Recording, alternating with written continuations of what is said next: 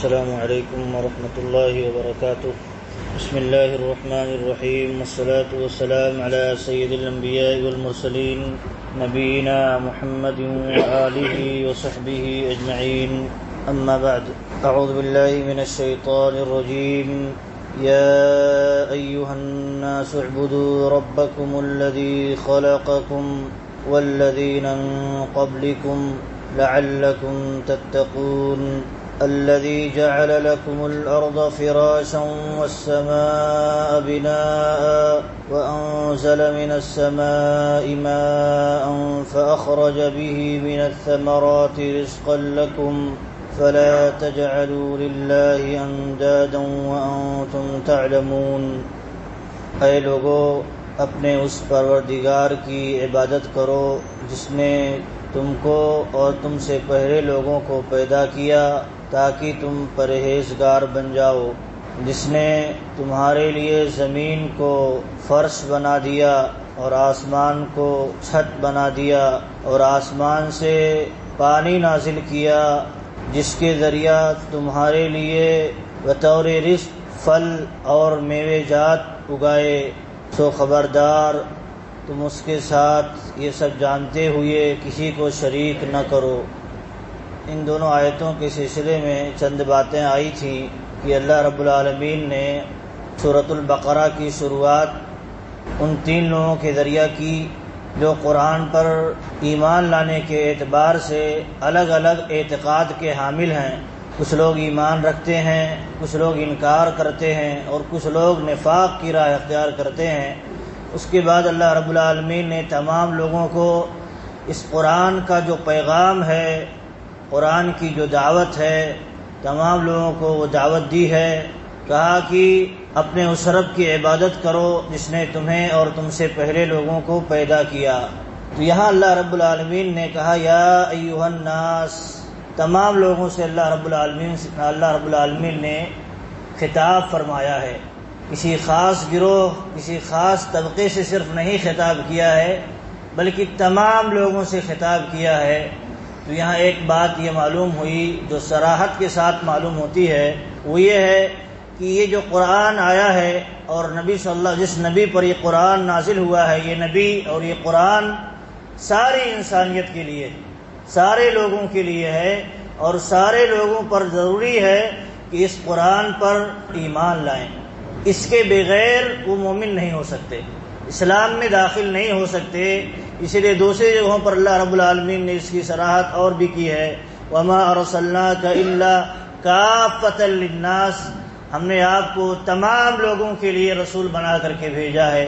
اور ایسے ہی فرمایا قُلْ يَا أَيُّهَا النَّاسُ إِنِّي رَسُولُ اللَّهِ إِلَيْكُمْ جَمِيعًا، اے نبی آپ کہہ دیجئے کہ اے لوگو، میں تمام لوگوں کی طرف رسول بنا کر کے بھیجا گیا ہوں، تمام لوگوں کے لیے رسول بنا کر کے بھیجا گیا ہوں۔ تو یہ یا ایھا الناس میں ایک پیغام یہ ہے جو عقیدے سے جڑا ہوا ہے کہ تمام لوگوں کو نبی صلی اللہ علیہ وسلم کے بعد جتنے بھی پائے جائیں گے قیامت تک، تمام لوگوں کو اس قرآن کریم پر اور قرآن کریم جس پر نازل ہوا یعنی نبی صلی اللہ علیہ وسلم پر ایمان لانا واجب ہے۔ اس کے بغیر ایک انسان مومن نہیں ہو سکتا۔ بھلے تمام رسولوں پر ایمان لائے، تمام کتابوں پر ایمان لائے، اللہ پر، یوم آخرت پر، تقدیر پر، ساری چیزوں پر ایمان لائے، لیکن وہ تب تک مومن نہیں ہو سکتا، اسلام میں داخل نہیں ہو سکتا اور آخرت میں کامیاب نہیں ہو سکتا جب تک کہ اس قرآن پر ایمان نہ لے آئے اور نبی صلی اللہ علیہ وسلم پر ایمان نہ لے آئے۔ اور ایسے ہی اللہ کے نبی صلی اللہ علیہ وسلم نے احادیث میں بھی اس کی وضاحت فرمائی ہے۔ کہا قسم ہے اس ذات کی جس کے ہاتھ میں میری جان ہے، قسم کھا کر کے بیان فرمایا، یعنی اس میں کوئی شبہ نہیں ہے کہ جو بھی آدمی میرے بارے میں سنے، چاہے وہ یہودی ہو یا نصرانی ہو، کوئی بھی ہو، اور سن لینے کے بعد یعنی علم ہونے کے بعد ایمان نہ لائے، تو اللہ کے نبی صلی اللہ علیہ وسلم بیان فرماتے ہیں ایسا آدمی جنت میں نہیں داخل ہوگا، اور ایک جگہ فرمایا ایسا آدمی جہنم میں داخل ہوگا۔ بہت سارے طبقے کے لوگ آج تو بہت زیادہ اس طرح کی چیزیں پائی جاتی ہیں، اور یہ فکرہ اور نظریہ بھی پایا جاتا ہے کہ دیکھیے ہم سارے دین کو صحیح مانتے ہیں، درست مانتے ہیں، لیکن اپنے اپنے مطابق عمل کرتے ہیں۔ تو اس میں ایک بات یہ بھی پائی جاتی ہے، بہت سارے لوگ جو مناظرہ کرتے ہیں اور اپنے آپ کو صحیح ثابت کرنے کی کوشش کرتے ہیں، تو اس میں ایک بات یہ آتی ہے کہ بہت ساری چیزوں کو ہمارے صحیح مانتے ہیں، لیکن آخر تک میں ایک ایسی چال چلتے ہیں تاکہ وہ اپنی بات بھی رکھ جائیں اور ایمان بھی نہ لانا پڑے۔ کیا کہتے ہیں؟ اسلام بھی صحیح ہے، کیونکہ اسلام کے ماننے والے دنیا میں بہت ساری تعداد میں، اور ایسے بڑی تعداد میں لوگ غلط پر قائم نہیں رہ سکتے۔ بہت سارے لوگ مانتے ہیں تو اسلام صحیح ہوگا، اور بہت سارے لوگ اس اسلام کے نبی جو تھے، رسول جو تھے ماننے والے ہیں، وہ بھی صحیح ہیں۔ لیکن کیا ہے، ہم یہ نہیں مانتے یہ جو رسول آئے تھے، یہ جو کتاب آئی تھی قرآن، یہ سارے لوگوں کے لیے ہے، ہم یہ نہیں مانتے۔ ہاں عرب والوں کے لیے تھی، لیکن پوری دنیا کے لیے نہیں ہے۔ دیکھیے اپنی بات رکھ کے، اب کوئی اگر انسان نہ جانے تو سمجھے گا کہ جو شروع کی باتیں صحیح کہا ہے تو یہ آدمی صحیح کہہ رہا ہے، لیکن شروع کی باتیں صحیح اس لیے کہا ہے تاکہ آخر میں جا کر کے شکار کرے، آخر میں جا کر کے اپنی بات مدعا اپنا رکھ لے۔ تو اس طرح کی باتیں بہت ساری ہو رہی ہیں اور ہوتی رہتی ہیں۔ آج جو یہ ڈیبیٹ اور اس طرح مناظرے کا جو نظریہ ہے، اس طرح بہت ساری باتیں رکھی جاتی ہیں، اپنی کفر کی بھی باتیں رکھ دی جاتی ہیں اور دوسروں کو خوش کرنے والی بھی باتیں رکھ دی جاتی ہیں۔ تو ہمیں سمجھنا چاہیے کہ نبی صلی اللہ علیہ وسلم اور یہ قرآن کریم جو ہے عرب کے لیے صرف نازل نہیں ہوا تھا، بلکہ یہ ساری انسانیت کے لیے، قیامت تک پیدا ہونے والے لوگوں کے لیے نازل ہوا ہے۔ تو اس پر ایمان لانا اور نبی صلی اللہ علیہ وسلم پر ایمان لانا ضروری ہے، اس کے بغیر کوئی انسان مومن نہیں ہو سکتا ہے۔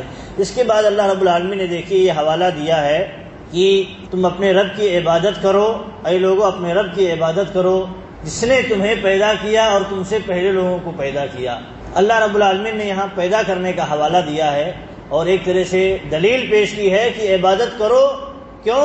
کیونکہ اللہ رب العالمین نے تمہیں اسی لیے پیدا کیا ہے، تمہیں اسی لیے پیدا کیا ہے۔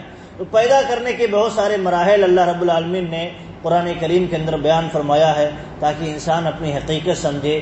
سب سے پہلے تو آدم علیہ السلام کو مٹی سے پیدا کیا، اور مٹی سے پیدا کرنے کے بعد جو سلسلہ پیدائش کا چلا، وہ سلسلہ یہ ہے کہ ایک انسان ماں کی کوکھ سے پیدا ہوتا ہے، منی کے نطفے سے پیدا ہوتا ہے، اور وہ بھی اس کا مرحلہ کئی مرحلہ ہے، اس کے ذریعہ انسان پیدا ہوتا ہے۔ اللہ رب العالمین نے اس کی تفسیر بیان فرمائی ہے تاکہ انسان اپنی حقیقت سمجھے، اپنے اوقات سمجھے، اور پھر اللہ رب العالمین نے جو نعمتیں دی ہے اس کی قدر کرے۔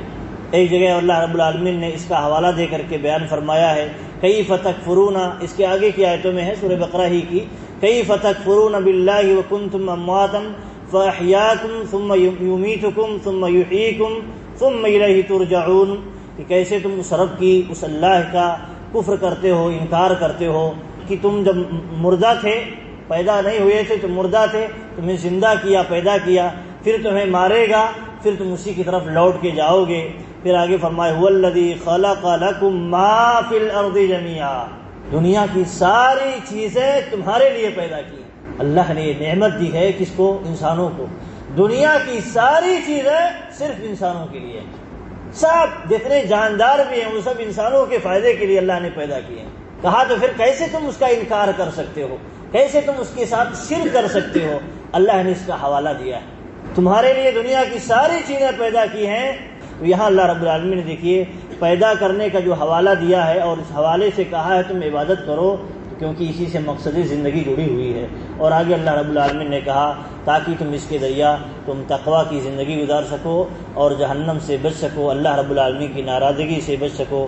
اور ایسے ہی آگے اللہ رب العالمین نے یہاں جو ذکر کیا ہے نعمتوں کا تذکرہ کرتے ہوئے، فرش بنایا زمین کو، آسمان کو چھت بنایا، اور آسمان سے پانی نازل کیا جس کے ذریعہ تمہارے لیے پھل میوہ جات کے درخت اگائے، چیزیں اگائیں رزق کے طور پر۔ تو آگے اللہ رب العالمین نے کہا یہ ساری چیزیں اسی نے جب کی ہیں، صرف اسی نے کی ہیں، اس کے علاوہ کوئی کرنے کا اختیار نہیں رکھتا، کوئی طاقت نہیں رکھتا، تو آپ کیسے اس کے علاوہ کی عبادت کر سکتے ہو، کیسے اس کے ساتھ کسی کو شریک کر سکتے ہو؟ تو یہاں اللہ رب العالمین نے کہا وہی فَلَا تَجْعَلُوا لِلَّهِ أَنْدَادًا وَأَنْتُمْ تَعْلَمُونَ، یہ سب جانتے ہوئے کہ اسی نے پیدا کیا ہے، اسی نے ساری دنیا کی نعمتیں نوازی ہیں، یہ سب جانتے ہوئے بھی کیسے تم اس کے علاوہ کو اللہ کی عبادت میں شریک کر سکتے ہو؟ اہل علم نے اس کے ند کے یا اندازہ کی تفسیر میں بہت تفصیل کی ہے ایک بات ذکر کر دینی کافی ہے۔ عبداللہ ابن مسعود رضی اللہ تعالیٰ عنہ کہتے ہیں کہ میں نے اللہ کے رسول صلی اللہ علیہ وسلم سے پوچھا، یا رسول اللہ ای الذنب اعظم، سب سے بڑا گناہ کیا ہے؟ سب سے عظیم گناہ بہت سارے ہیں، لیکن گناہوں میں عظیم بھی ہے، بڑا بھی ہے۔ تو اللہ کے نبی صلی اللہ علیہ وسلم نے کہا، ان تجعل للہ ندا وہو خلقک، تم اللہ کے ساتھ کسی اور کو بھی شریک ٹھہراؤ، حالانکہ اسی نے تمہیں پیدا کیا ہے، پیدا اس نے کیا ہے، اس کے باوجود ایسے لوگوں کو اس کا شریک بناؤ جس کو اللہ رب العالمین نے پیدا کیا ہے۔ تو یہ سب سے بڑا گناہ ہے، سب سے عظیم گناہ ہے۔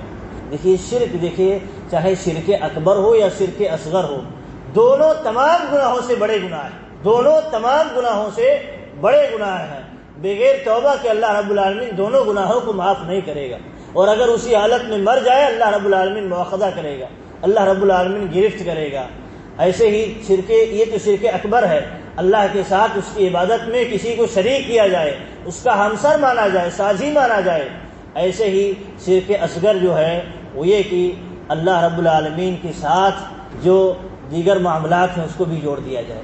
اللہ کے نبی صلی اللہ علیہ وسلم سے ایک آدمی نے کہا، ما شاء اللہ وشئت، جو اللہ چاہے اور آپ چاہیں۔ تو اللہ کے نبی صلی اللہ علیہ وسلم نے ڈانٹا، کہا جعلتنی للہ ندا، یہ کیا تم نے مجھے اللہ کا شریک بنا دیا، ساجی بنا دیا، ایک ہمسر بنا دیا، ایک جیسا بنا دیا؟ بلکہ کہو ما شاء اللہ ثم شئت، جو اللہ تعالیٰ چاہے پھر آپ چاہیں، پھر کا تذکرہ ہونا چاہیے، برابری نہیں ہونی، واو نہیں ہونا چاہیے، اور نہیں ہونا چاہیے، اس سے برابری لازم آ جائے گی۔ تو اللہ کے نبی صلی اللہ علیہ وسلم نے اس کو بھی شرک قرار دیا، ند قرار دیا۔ تو یہ چیزیں کیا ہیں؟ اللہ رب العالمین نے اور اللہ کے نبی صلی اللہ علیہ وسلم نے تربیت کے طور پر ذکر کی ہیں، یہ ساری چیزیں ند میں داخل ہوتی ہیں۔ یہ چیزیں ہمارے درمیان نہیں پائی جانے سے ہم اس سے پاک ہونا چاہیے۔ اللہ رب العالمین سے دعا ہے کہ اللہ رب العالمین ہمیں سننے، سمجھنے اور اس کے مطابق عمل کرنے کی توفیق دے۔ آمین۔ وصلی اللہ علی نبینا محمد وآلہ وصحبہ۔